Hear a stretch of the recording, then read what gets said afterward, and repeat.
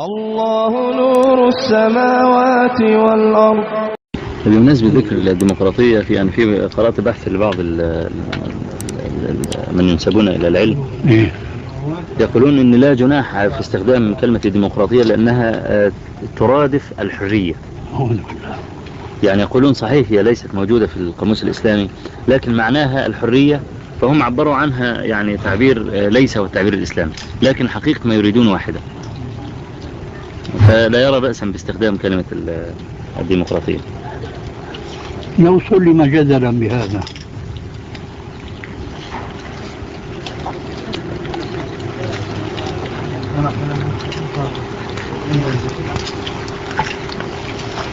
ترى حرية الديمقراطية هي الحرية الشرعية؟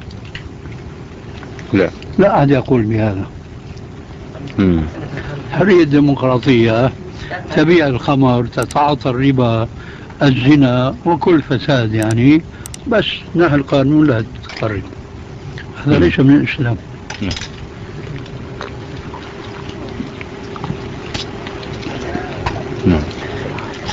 فنحن لا نجيز استعمال هذه اللفظة لا لفظا ولا معنى. جزاك الله خير.